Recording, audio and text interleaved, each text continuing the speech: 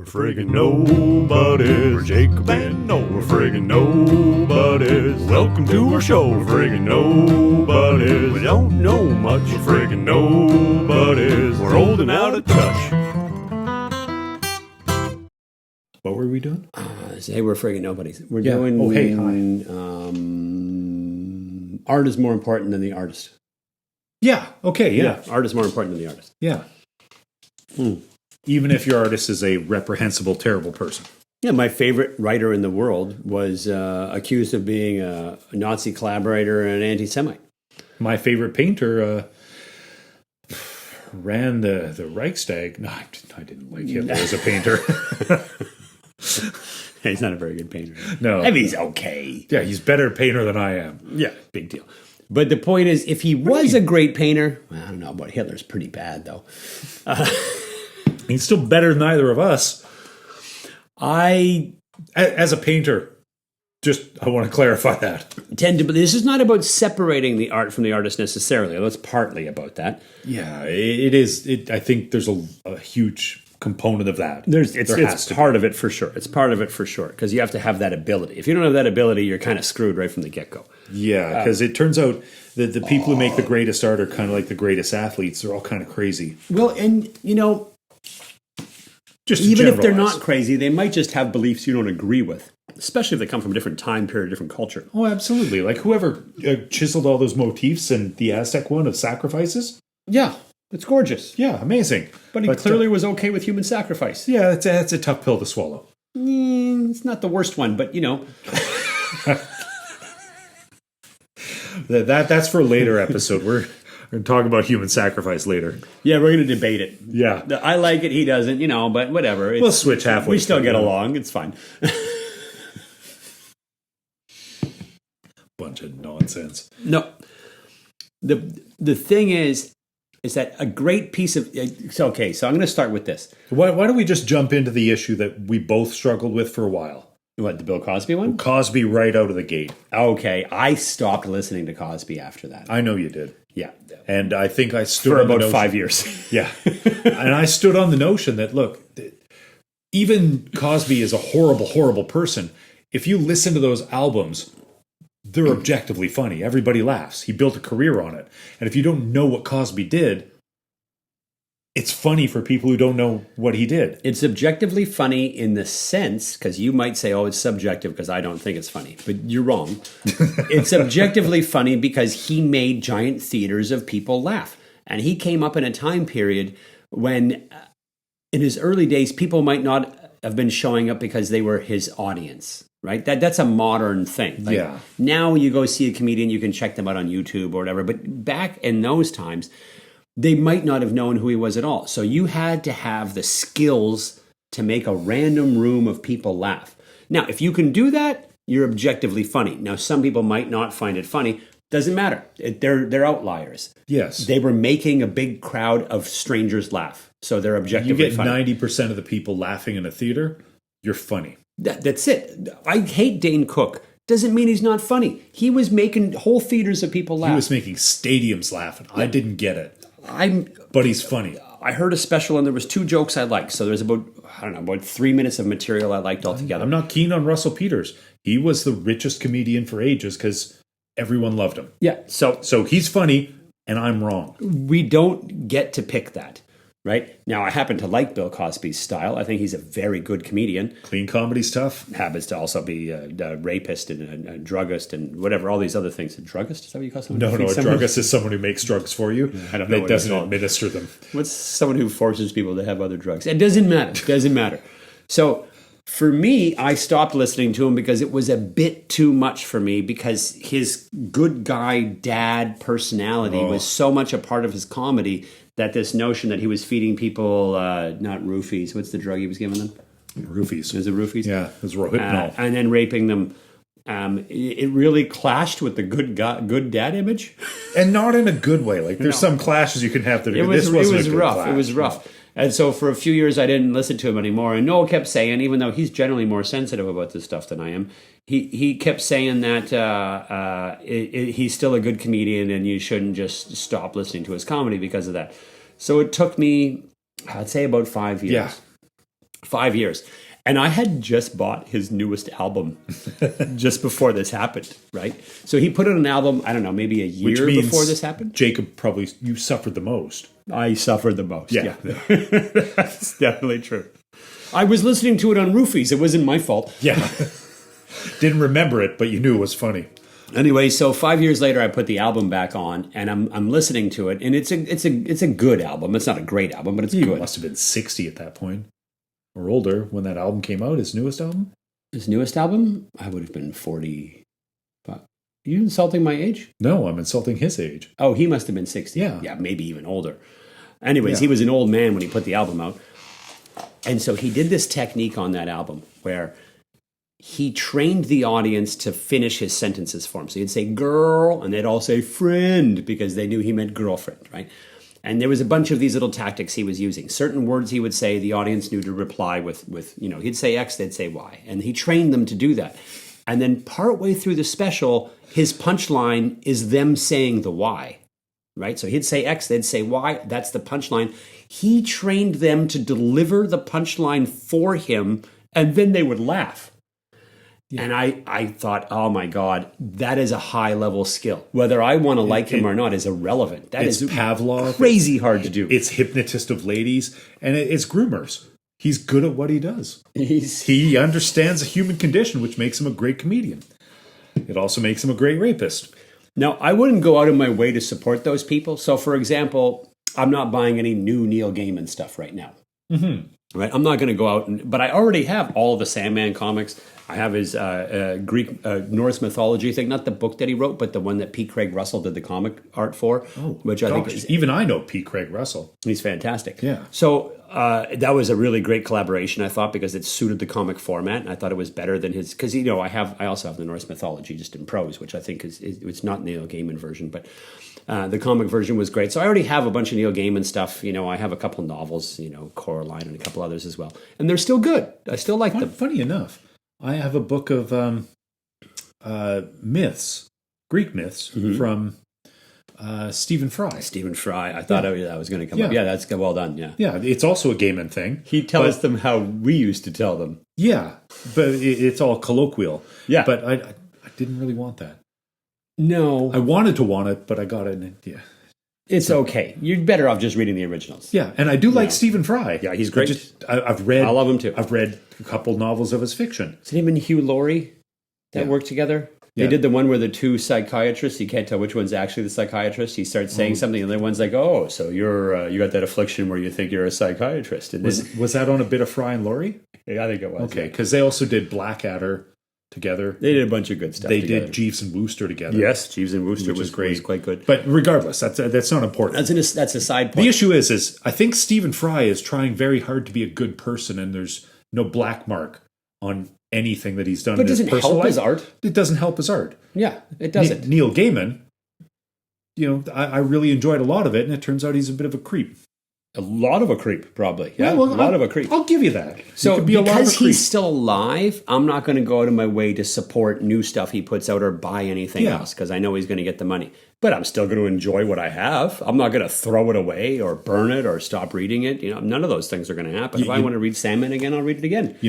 Some of the stories take on a new meaning now. But and I think that's where you get the artist and the art is when you listen to Cosby, you realize, oh gosh, he's got that clean dad, all lighthearted jokes, and then you realize what he's doing, and you think, well, those hit a little different. Yes, it's still funny, but it changes the context. Yes, it does.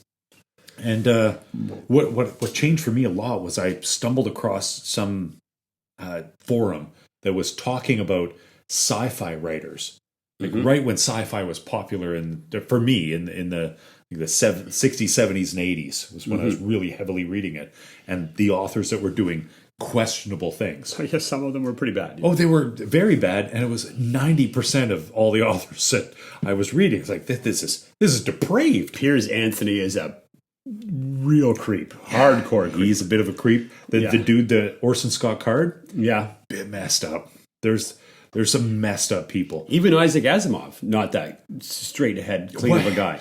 I was just reading The Foundation the other day, and it had about the author, and he wrote it. He's super charming. super charming. Because he is charming. Yeah, I was laughing all the way through, and You have to be if you're going to be a bad guy. yeah. Oh, Cos, what are you doing, Cosby? So a couple of things I'm going to say about this to point out why I think they're different. One is, as a writer myself, I sometimes write a thing and I'm not sure where it came from. So I write a song and I look at it and I'm like, that was me? It doesn't really seem like me. But I'm going to point to a different story. It's tough when they hit like that, eh? Leonard Cohen lost the rights to Suzanne somehow. I can't remember the exact story of how he lost the rights to it. Because he's a terrible businessman. Yeah, he's a terrible businessman. So he's on a cruise. This is a story that he told. He's on a cruise and he hears these people singing Suzanne somewhere on the boat.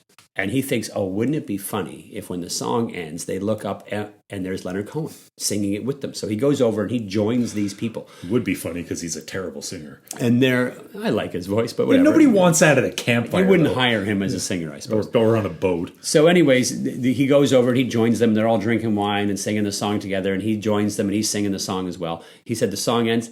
Nobody knew who he was. They didn't recognize him at all. And that's when he let go of this anger about not owning the song or getting paid for it. Because he said he realized at that moment it didn't really belong to him anyway. And it sort of stuck with me. As in, like, that song, whatever it came from as far as he's concerned, it took on a life all its own. It's its own thing now, separate from who he is. He can't control that. Okay. Then I'll counter with this. John Denver went into a John Denver lookalike contest, entered himself and came in third. Is the image of the artist part of the art? It can be, yeah, especially now that everything's on video all the time. What does that say about John Denver? You come in third in a contest to look like yourself. He's not even good enough to be himself. Sorry, that's an aside. But these things exist. Like, once you create them, look, here I am with this can of beer. Do I know? It's a good beer too. Dark Matter by Hoyne. They're from the way island. Better than the sour stuff we had. Last episode? I'll have another one of them this episode. I like those good beers. Lord, but anyways.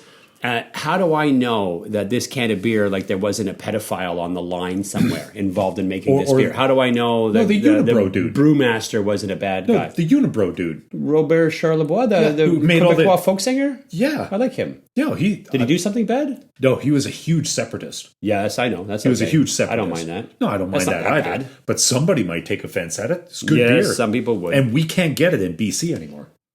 Yeah, it got bought out by Molson or something. That. I think they've all been nixed because I can't get it. Because I'm a frog, kiss me, I turned into a prince. That's in one of his songs. Is it? It's in French. It's in French. I love the Fin de Monde, les Trois Pistoles. He's great. So good. I like that guy. Good brewer, great songwriter. I like him. He teamed up with Dave Mustaine to make a beer. Yes, he did. It's not a bad. It's not a bad beer, actually. Yeah. In any case, it's like these things take on a life of their own not long after. Now, like I said, if you're supporting the guy actively while he's doing those things, I can see problems with that. But I think if you're selling drugs to Cosby, you're out. I don't want to hang around with you. But I think you should have the ability to take a look at the piece of art and be like, this is a great piece of art.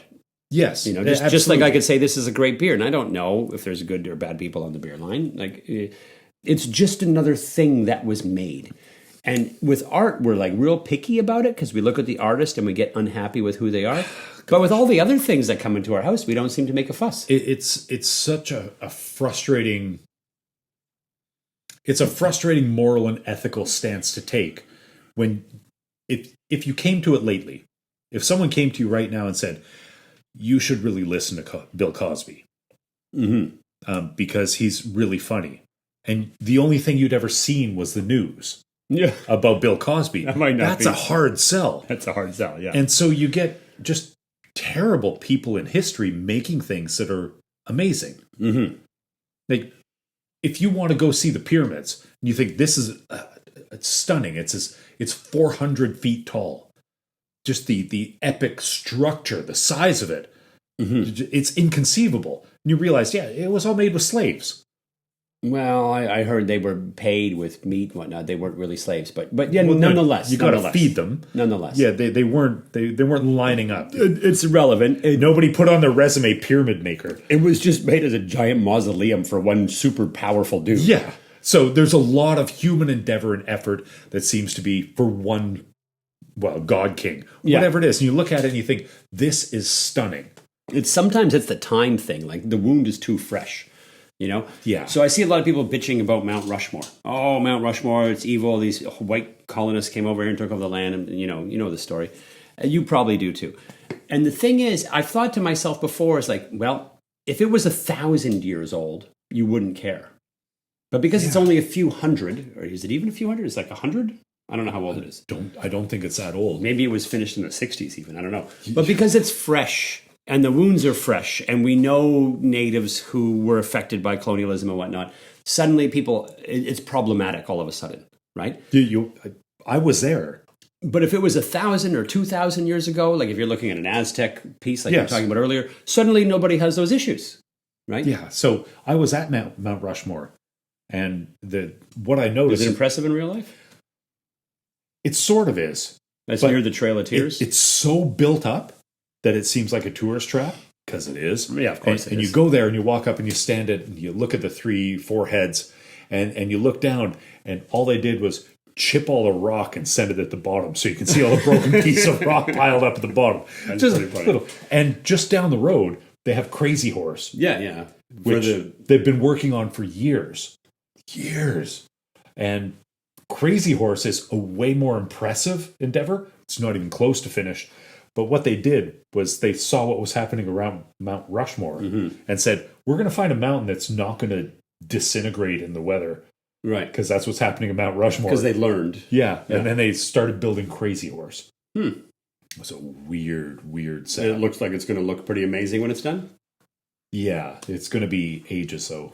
Who knows? Cool. It's still impressive as it is. And that's kind of the thing, is like when the wound is fresh, you know, like if Neil Gaiman had died 1,000 years ago, I probably wouldn't care at all. You know? But he's alive right now. And if I buy his books, I'm supporting this guy who, like, you know, has sex with nannies who are like 50 years his junior and under his employ. And it's kind of, he makes them call him master and stuff. There's bathtubs and stuff. It's very weird. Yeah, it's all gross, and I don't want to support that. But with Celine, like one of my favorite writers ever, maybe my favorite writer ever, maybe Dust, it doesn't matter who it is. One of my favorite writers ever, Louis Ferdinand Celine, was not a great dude. He's not a great dude. But what's funny about that, though, in the 90s, when I read the little biography in the book, like you're saying about Isaac Asimov, they'd say, oh, he lived in the slums in Paris, and he wrote these books, and he was a doctor who helped the poor for free. And that's the story they would tell, right? And they would tell this story about how he would go around helping people who couldn't pay. And, it made him seem like a good guy.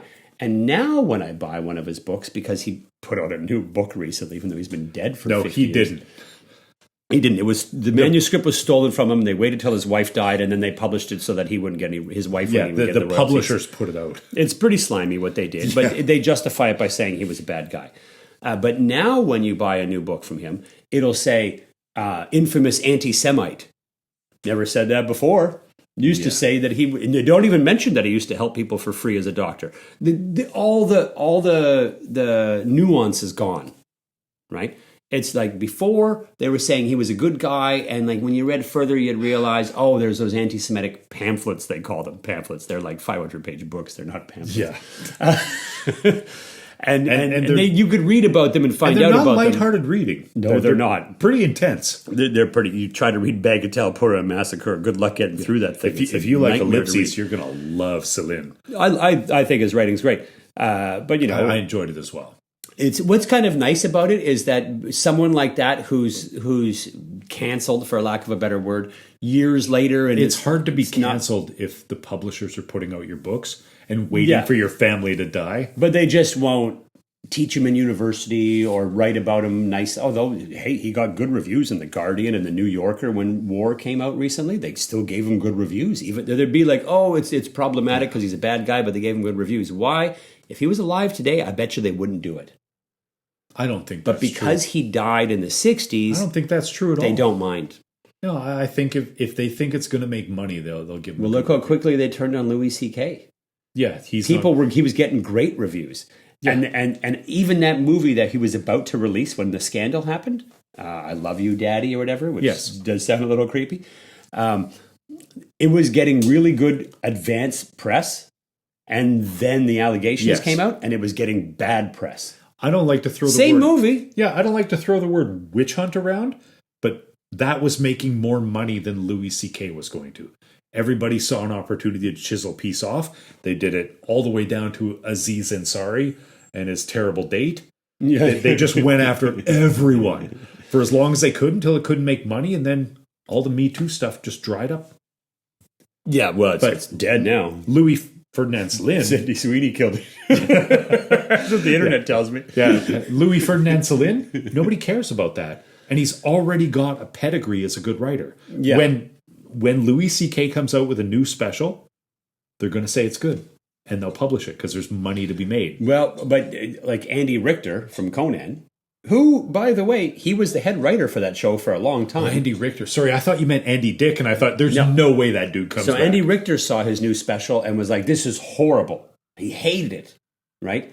And yet he's like, oh, his other material was great. Like before I knew about this, everything he did was great. Yeah, you want a disgusting beer? It's only not yet. Okay. It's only now that the allegations have come to light that there's new specials. Like, it just was so coincidental. I couldn't even believe it. I was like, Andy, come on, man. You're clearly being influenced by these allegations. Wait, isn't he a Swedish German? If anyone knows the reference. It's an old Norm Macdonald joke. Anyways, it's one of those things where people did turn on him for some reason. Now, that may get pulled back over time. It will be pulled back. It absolutely will. I hope it will. Because there's money to be made. It does hurt the legacy. Well, you know what? A little bit. Actually off topic.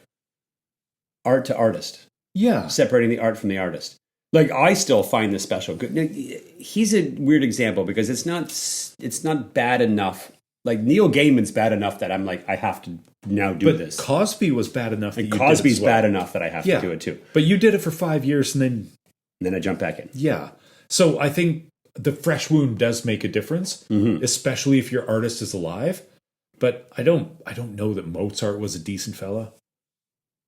He doesn't seem like it. Yeah, he seemed like he was a drunk womanizer and stuff. Yeah, not a great guy. As far as I can tell, if you specialize so hard that you're the best at something, or you can create great art, you're kind of messed up. I don't think Andy Warhol, and I don't like Andy Warhol's art, but I don't think he was a great person. Should he have been shot? Probably not. Probably not. Yeah, I'm going to go with probably not. He wasn't that bad. Yeah, he wasn't that bad. Should Hitler have been shot for those paintings? Not for the paintings. Not for the paintings. Yes. Not for the paintings. There are some other things. But separating art from art is something you absolutely, in my opinion, have to do. You absolutely have to do because the art itself is hugely important. It affects our culture. It affects how we move forward. Like, I don't think... All right, smart guy, I got a question for you then. And we're running out of time. I'm going to pause. Yes, we are. It's over 20 minutes already. We're pushing it. The audience's patience. If Neil Gaiman were a better artist, let's say. Yeah, that's the problem. He's good, but he's not good. He's not a Celine level artist. I'm not going to defend him passionately. Let's say we pick someone who's at the top of their game, the best in the business. Let's go Edgar Meyer. Okay. I ain't heard bad things about Edgar Meyer. No, he's great. Let's say Edgar Meyer he's done some questionable things lately. Hypothetically. Okay. Let's say he's been touching on some people in ways that he shouldn't be touching. Okay. We'll put him in Louis C.K.'s position. He did some things that were questionable. Nobody charged him with anything. Should we burn down Edgar Meyer's career for that, or should we promote him? I think the art stands on its own. Yeah, it didn't for Louis C.K. They burned him hard financially. I bought every special after that happened. Yeah, you're not people though. You didn't cancel his movie. You would have paid for it. Oh, I would have bought it. Yeah. I would have bought it. Yeah. So I like Louis. I follow him on his webpage and I buy all his stuff. Yeah. So it's $5 a special. It's pretty cheap. Yeah. So that's kind of the issue that I have is if you're going to separate the art from the artist when they're live, it's a sticky, messy, messy thing. Yeah. Once they're dead, like Louis Ferdinand Celine, he was anti-Semitic.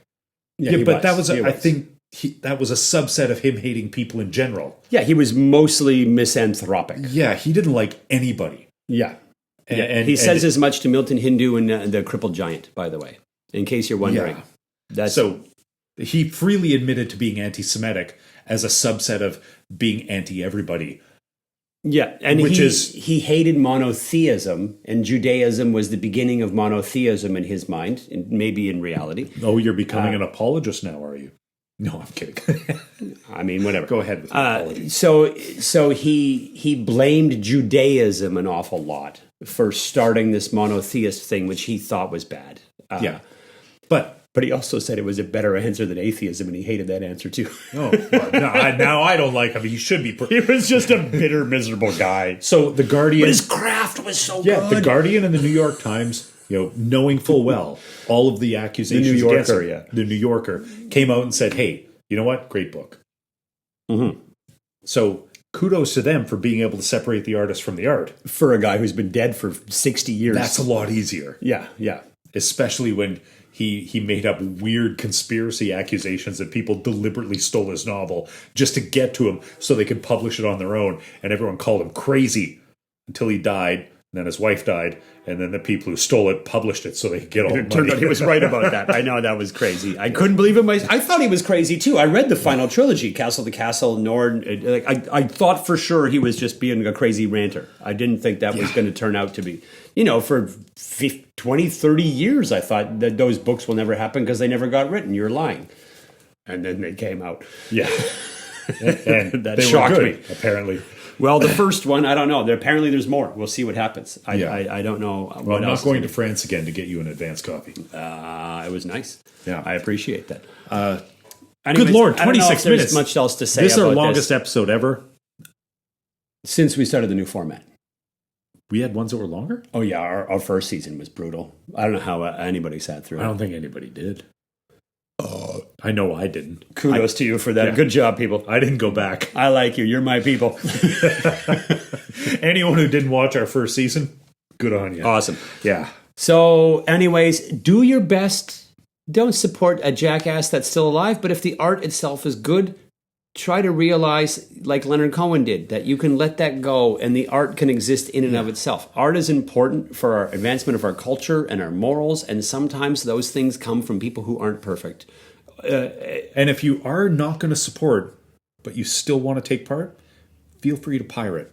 Piracy is still all over the internet. Just steal as much as you can. Yeah, it's back. And when you're living in a world where that Spotify jackass is... And if they're not going to give you hard copies of anything and it's all online, that's they what can you take have it to at any pay, time. I'd rather you pirate steal it. it from them. It's hard.